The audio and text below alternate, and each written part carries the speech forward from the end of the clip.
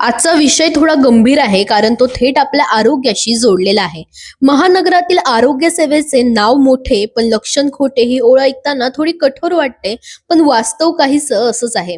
सुरुवात करूया एका मोठ्या सत्यापासून. आरोग्यम धनसंपदा ही म्हण आपण नेहमी ऐकतो, पण प्रश्न असा आहे की ही आरोग्य संपदा खरंच नागरिकांपर्यंत पोहोचते का?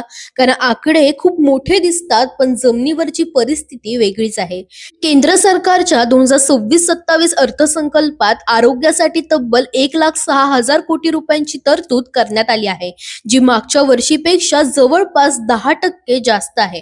पण एक मोठा प्रश्न असा आहे की हा निधी देशाच्या एकूण बजेटचा फक्त 2%च आहे, म्हणजे आरोग्य अजूनही प्राथमिकतेच्या यादीत वर नाही.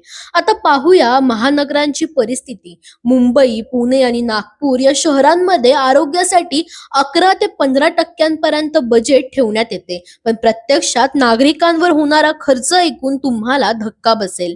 नागपूरमध्ये एका नागरिकावर दररोज फक्त 6 ते 7 रुपये खर्च होतो, पुण्यात सुमारे 15 रुपये आणि मुंबईत 13 रुपये. आता विचार करा, आजच्या महागाईत एवढ्या कमी खर्चात दर्जेदार आरोग्य सेवा शक्य आहे का? मुंबई महापालिकेचा एकूण अर्थसंकल्प सुमारे 80,952 कोटी रुपये आहे. त्यात आरोग्यासाठी 9,056 कोटींची तरतूद आहे. पुण्यात 15,669 कोटींपैकी 2,271 कोटी आणि नागपूरमध्ये 5,541 कोटींपैकी 729 कोटी आरोग्यासाठी ठेवले जातात. पण इथे एक मोठी अडचण आहे. या बजेटचा मोठा हिस्सा आरोग्य सेवांवर नाही तर कचरा व्यवस्थापन, स्वच्छता आणि इतर कामांवर खर्च होतो. म्हणजे आरोग्यासाठी असलेले पैसेही थेट रुग्णसेवेत जात नाहीत. आणखीन एक मोठी समस्या म्हणजे निधीची अंमलबजावणी. केंद्र सरकारच्या राष्ट्रीय शहरी आरोग्य अभियानातून निधी मिळतो, पण तो वेळेवर मिळाला नाही तर डॉक्टरांचे वेतन थकते, परिचारिका आणि आशा कार्यकर्त्यांचे पैसे अडकतात आणि मग आंदोलन, काम बंद आणि सेवा ठप्प. त्यातच 15व्या वित्त आयोगाचा निधीही अनेक ठिकाणी अडकला होता, कारण काही महापालिकांमध्ये लोकप्रतिनिधीच नव्हते. निर्णय प्रक्रिया थांबली आणि त्याचा थेट फटका नागरिकांना बसला.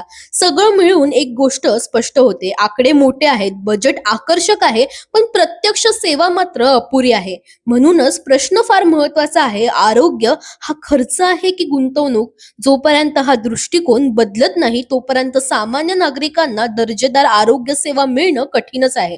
आणि शेवटी वास्तव इतकंच सांगतं: महानगरांची आरोग्य यंत्रणा कागदावर मजबूत आहे, पण जमिनीवर अजूनही ती अनेक ठिकाणी कमकुवतच वाटते. दरम्यान तुम्हाला या विषयावर काय वाटतं, मला कमेंटमध्ये नक्की सांगा आणि इंडिया लीडरला फॉलो करायला विसरू नका.